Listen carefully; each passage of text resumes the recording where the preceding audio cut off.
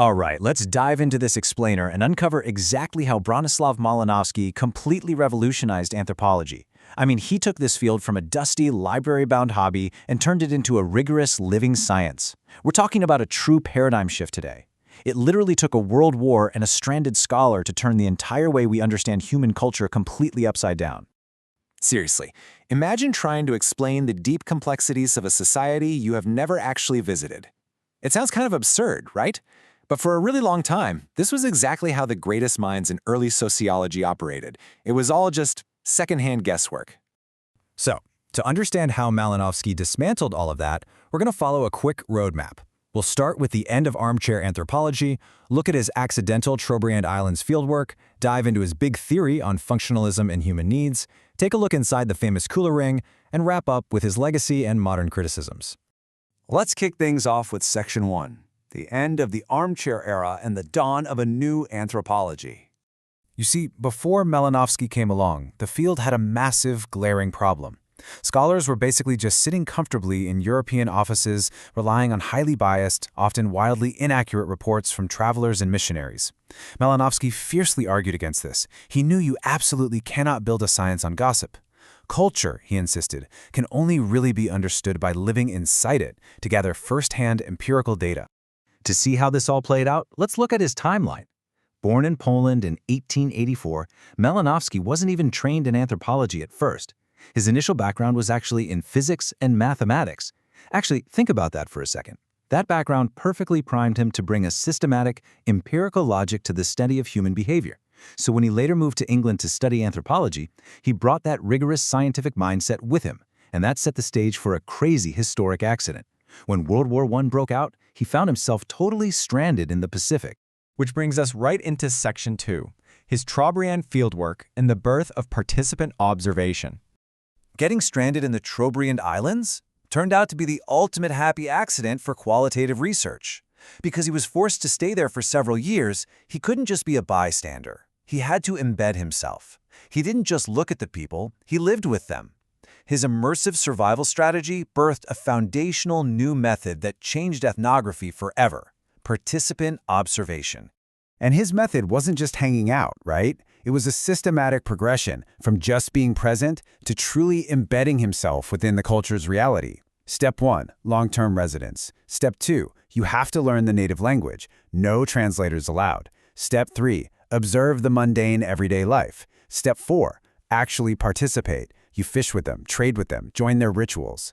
All leading to Step 5, the ultimate goal, understanding the native's point of view from the inside out. Moving on to Section 3, functionalism and human needs, or thinking of culture as a toolkit. So he's got all this incredibly rich raw data, and he asked the million-dollar question, why do humans behave the way they do?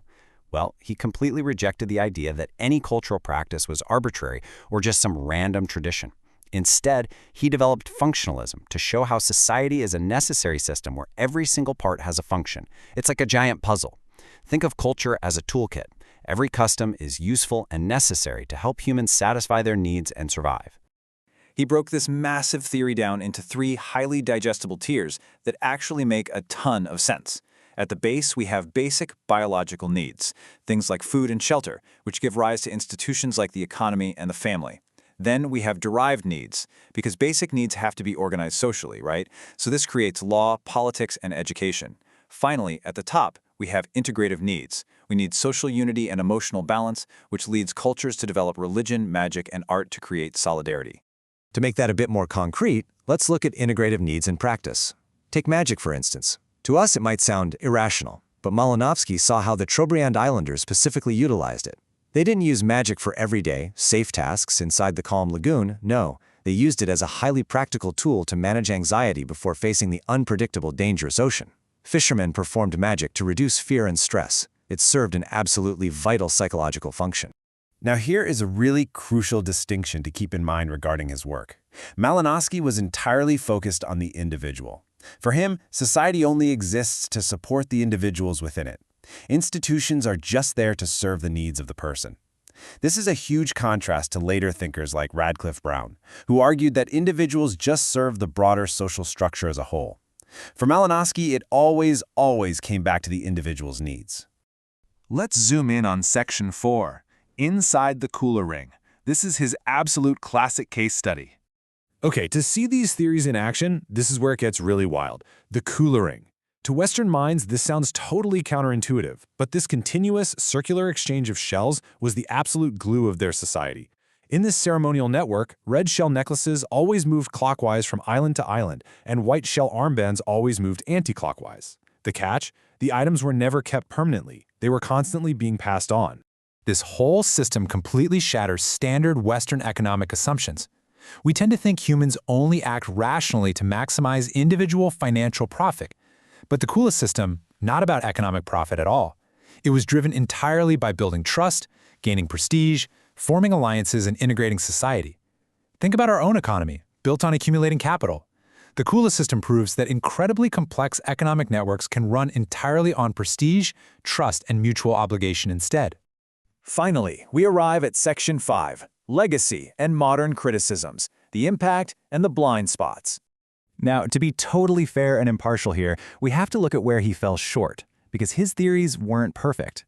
Later scholars, including those from Marxist and post-colonial schools of thought, rightly pointed out that he kind of ignored power dynamics.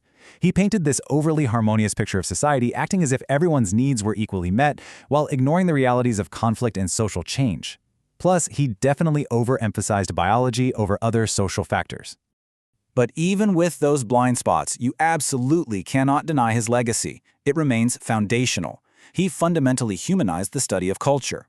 By proving that practices like magic or the cooler exchange were actually deeply logical and functionally necessary, he dismantled deep-seated prejudices.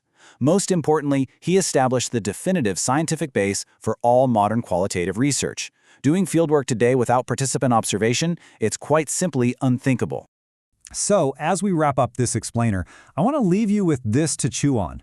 Malinowski showed us that you can't just read about people. You have to live their reality to understand it. I want to challenge you to question the depth of your own cultural assumptions. When you look at a practice or a belief that seems strange, ask yourself, what is its actual function? And more importantly, what does it really take for us to truly understand human behavior?